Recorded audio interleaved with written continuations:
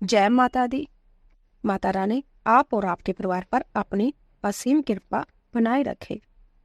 आज हम श्रीमद् देवी भागवत पुराण की कथा में प्रथम स्कंद का 6वां अध्याय शुरू कर रहे हैं। भगवान विष्णु के करणमल से मधुकेटव की उत्पत्ति तथा उन दोनों का ब्रह्मा जी से युद्ध के लिए तत्पर होना। ऋषिगण बोले, हे सौम्या, आपने मधु और केटव के साथ भगवान विष्णु द्वारा महासिंधु में 5000 वर्षों तक युद्ध किए जाने की पहले चर्चा की थी। महावीर्य संपन्न, किसी से भी पराभूत न होने वाले तथा देवताओं से भी अपराजय व दोनों दानव उस जल में किस से प्रादुर्भूत हुए, वे असुर क्यों उत्पन्न हुए तथा भगवान द्वारा उनका वध क्यों किया गया। हे मामते, आप जय परम अद्भुत व्याख्यान हमको सुनाइए। हम लोग जय कथा सुनने के इच्छुक हैं और आप अति प्रसिद्ध वक्ता है। हमारा और आपका यह संपर्क देवयोग से ही हुआ है। मूर्ख के साथ स्थापित किया गया संपर्क विष से भी अधिक अनिष्टकर होता है और इसके विपरीत वेदांतों का संपर्क पीयूष रस के तुल्य माना गया है। पशु भी जीवन यापन करते हैं, वे भी आहार ग्रहण करते हैं, मल मूत्र आदि विसर्जन करते हैं और विषयासक्त होकर इंद्रियजन्य सुख की अनुभूति करते हैं, किंतु उनमें अच्छे बुरे का लेश मात्र भी ज्ञान नहीं होता तथा वे मोक्ष की प्राप्ति करने वाले विवेक से भी रहित होते हैं। अतः उत्तम बातों को सुनने में जो लोग श्रद्धा भाव नहीं रखते हैं, उन्हें पशु तुल्य ही समझना चाहिए। मृग आदि बहुत से पशु श्रवण सुख का अनुभव करते हैं और कान विहीन सर्प भी ध्वनि सुनकर मुग्ध हो जाते हैं। पांचों ज्ञान इंद्रियों में श्रवण इंद्रिय तथा दर्शन इंद्रिय दोनों ही शुभ होती है, क्योंकि सुनने से वस्तु का ज्ञान प्राप्त होता है और देखने से मनोरंजन होता है। हे महाभाग, वेदांतों ने निर्धारित करके कहा है कि सात्विक, राजस तथा तामस वेद अनुसार श्रवण 3 प्रकार का होता है।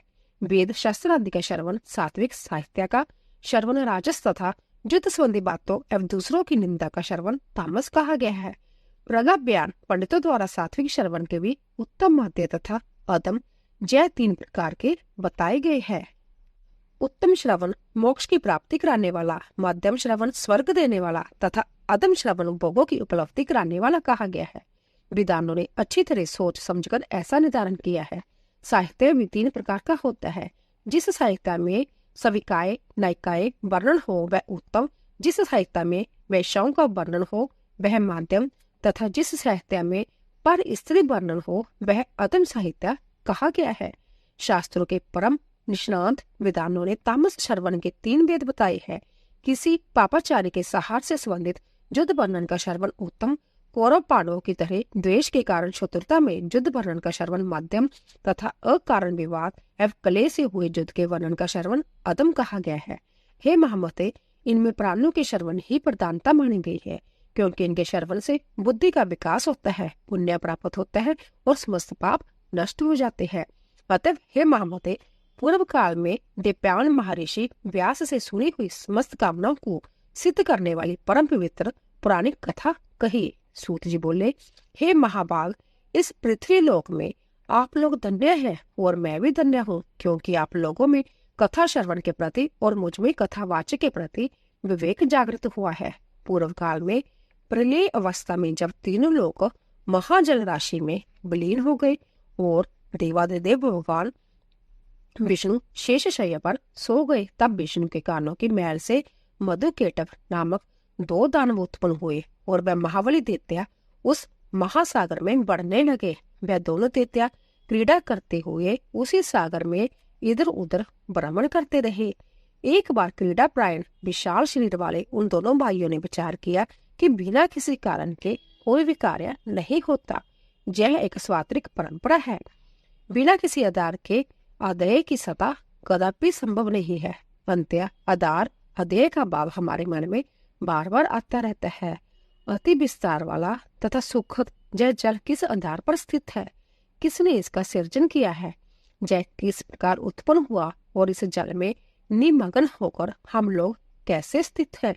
हम दोनों कैसे पैदा हुए और किसने हम दोनों को उत्पन्न किया? हमारे माता पिता कौन है? इस बात का भी कोई ज्ञान हम दोनों को नहीं है। सूत जी बोले, इस प्रकार चिंतन करते हुए वह किसी निश्चय पर नहीं पहुंचे। तब केटव ने जल के भीतर अपने पास स्थित मधु से कहा। केटव बोला, हे वायुमतो, हम दोनों के इस जल में स्थित रहने का कारण कोई अचल महाबली शक्ति है, ऐसा ही मैं मानता हूँ। उसी से समुद्र का संपूर्ण जल व्याप्त है और उसी शक्ति के आधार पर यह जल टिका हुआ है तथा वह ही प्रातपरा देवी हम दोनों की भी स्थिति का कारण है। इस कारण विविध चिंतन करते हुए वह दोनों दानव जब सचेत हुए, तब उन्हें आकाश में अत्यंत मनोहारी बाग बीज स्वरूप एवं वाणी सुनाई पड़ी। उसे सुनकर उन दोनों सम्यक रूप से हृदय गम कर लिया और वह उसका दृढ़ अभ्यास करने लगे। तदंतर उन्हें आकाश में कौदती हुई सुंदर विद्युत दिखलाई पड़ी। तब उन्होंने सोचा कि निसंदेह जय मंत्री ही है और जय सुगुण ध्यान ही आकाश में प्रत्यक्ष दृष्टिगत हुआ है। तदंतर वह दोनों दैत्य आहार का परित्याग कर इंद्रियों को आत्म नियंत्रित करके उसी विद्युत ज्योति में मन केंद्रित किए हुए समाधि इस भाव से जप ध्यान करने में लीन हो गए। इस प्रकार उन दोनों ने 1000 वर्षों तक कठोर तपस्या की, जिससे वह प्रातपरा शक्ति उन दोनों पर अतिशय प्रसन्न हो गई।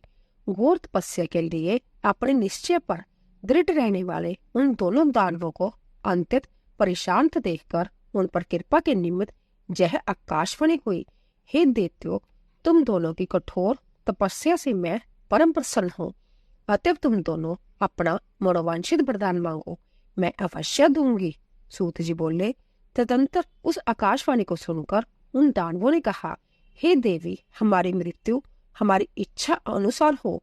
हे सुवर्ते, हमें आप यही वरदान दीजिए। वाणी ने कहा, हे दैत्यों, मेरी कृपा से अब तुम दोनों अपनी इच्छा से ही मृत्यु को प्राप्त हो जाओगे। दानव और देवता कोई भी तुम दोनों भाइयों को पराजित नहीं कर सकेंगे, इसमें संदेह नहीं है। सूत जी बोले, भगवती से ऐसा वरदान प्राप्त कर वह दोनों दैत्य मंदमत होकर उस महासागर में जलचर जीवों के साथ क्रीड़ा पर हो गए। हे विप्रो, कुछ समय व्यतीत होने पर उन दानवों ने संजोगवश ब्रह्मा जी को कमल के आसन पर बैठे हुए देखा। उन्हें देखकर युद्ध की लालसा से वह दोनों महाबली दैत्य प्रसन्न हो उठे और ब्रह्मा जी से बोले, हे सुव्रत, आप हम लोगों के साथ युद्ध कीजिए, अन्यथा जय पद आसन छोड़कर आप अविलंब जहाँ जाना चाहे वहां चले जाइए। यदि आप दुर्बल हैं तो इस शुभ आसन पर बैठने का आपका अधिकार कहाँ? कोई वीर ही इस आसन उपभोग कर सकता है। आप कायर हैं, अंत्या अति शीघ्र इस आसन को छोड़ दीजिए। उन दोनों दैत्यों की यह बात सुनकर प्रजापति ब्रह्मा चिंता में पड़ गए।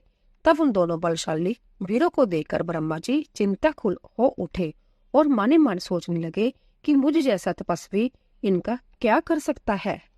7वां अध्याय, ब्रह्मा जी का भगवान विष्णु तथा भगवती जोग निंद्रा की स्तुति करना।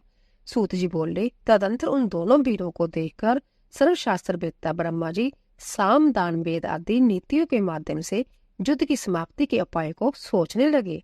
इनके वास्तविक बल का मुझे कोई ज्ञान नहीं है। नीति के अनुसार जिसके बल की जानकारी ना हो उसके साथ युद्ध करना कदापि उचित नहीं होता। यदि मैं इस समय इन मदमत दुष्ट दानवों की स्तुति करता हूँ तो इससे संभव मेरे द्वारा अपनी निर्बलता प्रकाशित होगी। निर्बलता प्रदर्शित करने पर इनमें से कोई एक ही मेरा वध कर देगा। इनके साथ इस समय मैं ना तो दान नीति और ना तो वेद नीति को ही उपयुक्त समझ रहा हूँ। अंततः इस समय उचित यही है कि मैं शेष नाग पर सोए हुए चतुर्भुज एवं पराक्रमी भगवान विष्णु को जगाऊं। वह मेरी विपत्ति अवश्य ही दूर करेंगे।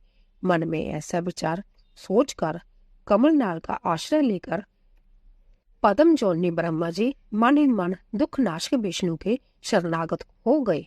वह शुभ संबोधन के द्वारा जोग निंद्रा के कारण उन नारायण जगतपति भगवान विष्णु को जगाने के लिए उनकी स्तुति करने लगे। ब्रह्मा जी बोले, हे दीनानाथ, हे हरे, हे विष्णु, हे वामन, हे माधव, भक्तों की पीड़ा हरने वाले, हे सर्वव्यापिन, हे जगतपते, हे अनंत स्वरूप, हे वासुदेव, हे अंतर्जामी, हे जगत के स्वामी, हे दुष्टों तथा शत्रुओं का संहार करने में एकाग्र चित्त वाले, हे चक्रधार, हे गदाधार, हे सर्वज्ञ, हे सर्वलोकेश, हे सर्वशक्ति संपन्न, हे देवेश, हे दुखनाशन, अब आप उठिए, उठिए और मेरी रक्षा कीजिए। हे विशंबर, हे पुण्यश्रवण कीर्तन, हे निराकार, हे सृष्टि पालन सहार कारक, हे महाराज, जय दोनों मंदमत दानव मेरा वध करना चाहते हैं। हे सर्व आधार, मैं इस समय संकटग्रस्त हूँ, क्या आप जय नहीं जानते? हे महाविष्णु, मैं इस समय दुख से अत्यधिक पीड़ित हूँ और आपकी शरणागत में हूँ। ऐसी स्थिति में यदि आप मेरी उपेक्षा करेंगे तो आपका जगत पालन का नियम निरर्थक हो जाएगा। इस प्रकार स्तुति करने पर भी जब जोग निद्रा में लीन भगवान विष्णु नहीं जगे, तब ब्रह्मा जी ने विचार किया कि भगवान विष्णु अवश्य ही शक्ति के अधीन होकर जोग निद्रा के वश में हो गए हैं, जिससे जय धर्मात्मा नहीं जग रहे हैं। अब दुख से पीड़ित मैं इस समय क्या करूं? अहंकार की मद में चोर वह दोनों दानव मुझे मारने के उद्देश्य से जहां आ गए हैं। अब मैं क्या करूं और कहाँ जाऊं? अब तक मुझे शरण देने वाला कोई भी नहीं है। इस प्रकार मन ही मन सोचते हुए वह एक निष्कर्ष पर पहुंचकर एकाग्रचित्त हो उन भगवती जोग निद्रा की स्तुति करने लगे। उन्होंने अपने मन में यह दृढ़ विचार रख लिया कि वह ही महाशक्ति मेरी रक्षा करने में समर्थ है, जिन्होंने भगवान विष्णु को भी चेतनाहीन तथा निसंपद कर दिया है। इस लोक में जैसे मृत प्राणी को शब्द आदि गुणों का आवास नहीं हो पाता, उसी प्रकार निद्रा के कारण अपने नेत्र मूंदे हुए भगवान विष्णु कुछ भी जान सकने में असमर्थ है। मेरे द्वारा नाना विधि स्तुति किए जाने पर भी भगवान विष्णु निद्रा का त्याग नहीं कर रहे हैं। अतः मैं मानता हूँ कि निद्रा इनके अधीन नहीं है, प्रीति निद्रा के द्वारा ही जय वशीभूत कर लिए गए हैं। जो प्राणी जिस किसी के वश में हो जाता है वह निश्चय ही उसी का दास बन जाता है। अंत्य जय जोग निद्रा ही लक्ष्मीपति विष्णु की स्वामिनी हो गई है। जिस शक्ति के द्वारा सिंधु पुत्री लक्ष्मी के वश में रहने वाले भगवान विष्णु भी वशीभूत कर लिए गए हैं, उन्हीं भगवती ने निश्चित रूप से इस जगत को अपने अधीन कर रखा है। मैं ब्रह्मा, विष्णु, शंकर, सावित्री, लक्ष्मी और पार्वती हम सभी उन्हीं के अधीन है, इसमें कुछ भी संशय नहीं है। भगवान विष्णु भी जिस शक्ति के वशीभूत होकर विवश हुए से उसी प्रकार सो रहे हैं, जिस प्रकार एक सामान्य प्राणी सोता है। तब अन्य महापुरुषों के विषय में क्या कहा जाए। अंत्य अब मैं जोग निद्रा का ही स्तवन करूंगा, जिनकी कृपा से निद्रा मुक्त होकर जनार्दन, सनातन, भगवान वासुदेव युद्ध के लिए उद्योग करेंगे। तदंतर ऐसा निश्चय कर कमल नाल पर विराजमान ब्रह्मा जी भगवान विष्णु के अंगों में व्याप्त उन जोग निद्रा की स्तुति करने लगे। ब्रह्मा जी बोले, हे देवी, इस जगत का कारण आप ही हैं। वेद वाक्यों से मुझे ऐसा ज्ञात हुआ है, हे अम्बे, आपकी ही शक्ति से संपूर्ण विश्व को ज्ञान देने वाले पुरुषोत्तम भगवान विष्णु भी इस समय जोग निद्रा के वश में हो गए हैं। हे माता, समग्र लोक को मोहित कर देने वाली आपकी लीला को कौन जान सकता है। आपकी इस लीला से मैं तो मूर्ख हो गया हूँ और जब विष्णु परवश होकर सो रहे हैं। हे समस्त प्राणियों के मन में निवास करने वाली भगवती, करोड़ों देवताओं में भी ऐसा कौन बिक है जो ऐसी आप निर्गुण का रहस्य जान सके। सांख्य शास्त्र के विद्वान पुरुष और प्रकृति से जगत की उत्पत्ति मानते हैं। इनमें वे अचेतन प्रकृति को ही जगत को उत्पन्न करने वाली बताते हैं। तो फिर क्या आप वैसे ही अचेतन हैं? किंतु यदि आप जड़ होती तो इन जग आधार विष्णु को इस समय चेतना रहित कैसे कर देती। हे महामाये, आप सगुण रूप धारण कर नाना विध लीलाएं करती रहती है। अंत्य आपके रहस्यमय कार्यों का सम्यक ज्ञान करने में भला कौन समर्थ है। हे भवानी, मुनिगण संध्या नाम से आपके गुणों को परिकल्पित करके तीनों समय प्रांत्य, माध्यम, साय निश्चित रूप से आपका ही ध्यान करते हैं। हे देवी, आप बुद्धि स्वरूपा होकर समस्त लोक को ज्ञान देती है और लक्ष्मी रूप से सदैव देवताओं को सुख प्रदान करती है।